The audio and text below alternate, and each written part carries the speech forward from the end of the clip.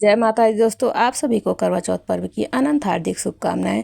ये आज की जो वीडियो है वो है कि करवा चौथ की जो चौकी है उसे कब हटाना चाहिए और जो सामान है जैसे करवे दो हैं और कलश है, सभी का क्या करना चाहिए। चलनी जो हम रखते हैं छलनी, वो हमें क्या करना चाहिए। जो अक्षत है, पुष्प है, चावल है, दूर्वा है, सभी चीज़ों का हमें क्या करना चाहिए। तो सभी जानकारी इस वीडियो में मिलेगी। एक रिक्वेस्ट है, वीडियो को लाइक शेयर एंड सब्सक्राइब कीजिएगा और कमेंट में जय करवा माता ज़रूर लिखिएगा। सबसे पहले देखिए, अब जब हम पूजा आरंभ करते हैं तो आवाहन करते हैं सभी देवी देवताओं का।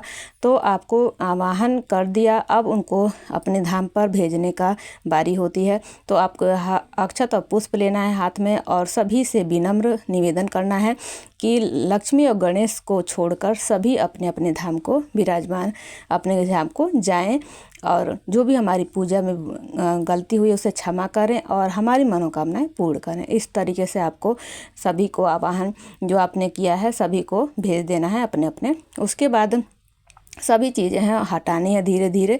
तो ये काम आपको जो चौकी हटाई जाती है वो उसी दिन हटा लेनी चाहिए। अगर नहीं हटा पाते किसी भी स्थिति में तो आपको अगले दिन उस टाइम हिला देना चाहिए। अगले दिन अगर सारे सामान हटा सकते हैं, लेकिन अगर हिला ज़रूर देना है सारे आपको जो भी ऐसे है। करवा तो एक हट ही जाता है, चंद्रमा को अर्घ दिया जाता है, वो हट ही जाता है। दूसरा करवा हम सास को दे देते हैं।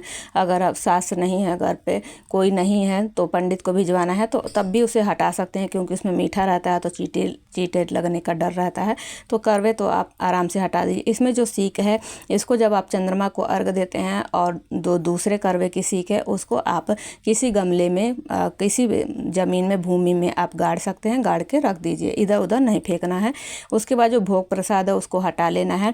चौकी आपको इतना ध्यान रखिए कि जब आप चंद्रमा की पूजा करके आएँ, जब तक आपका दीप प्रज्वलित है तब तक कुछ नहीं करना है। उसके बाद आपको व्रत खोलने से पहले ये चौकी विसर्जन कर देना है, आपको हटा देना है। सारे सामान मत हटाइए, लेकिन केवल हिला दीजिए। उसके बाद जो हमने करवा लिया है उसे धीरे धीरे सबको हटा देना है। और जो माता की फ़ोटो है, जो आपने माला है उड़ाई है, चुन्नी उड़ाई है, तो फ़ोटो आप रख दीजिए, फ्रेम रख लीजिए। अगले साल आपके पूजा कर सकते हैं, केवल फटा नहीं होना चाहिए। चुंदरी भी जो है रख लीजिए। जो श्रृंगार का सामान है उसको तो आप वायना स्वरूप में दे सकते हैं। अगर सास नहीं है तो आप पंडित को भिजवा सकते हैं। जो कथा की पुस्तक है उसको भी आप अपने रख लीजिए, जहाँ भी आप पुस्तक रखते हैं भगवान की। उसके बाद जो माता की जो ये नीचे हमने अष्टदल कमल जो नारियल बनाया है, इसे जब पति के हाथों से अपने खोइछा में भरा जाता है, लिया जाता है। उसके बाद जो ये गौरी गणेश जी हैं, इनको तो हम रखते हैं। हमारे यहाँ पर ऐसा होता है कि हम हमेशा ही रखते हैं, हर जगह पूजा में इन्हीं को पूजा किया जाता है। यह सकट की हम गौरी गणेश पहली बार उठाते हैं तो बनाया जाता है।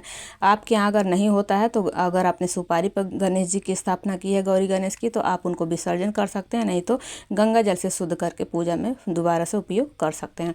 फिर सारे जो पुष्प हैं उसको हम सभी एकत्र कर लेंगे, भूमि विसर्जन या नदी सरोवर में विसर्जन कर देंगे। जो आटे का दीपक है उसको भी हम किसी चील कौवे को डाल देंगे छत पे या कहीं भी, जहाँ पर चील कौवे खा जाए तो डाल देना है।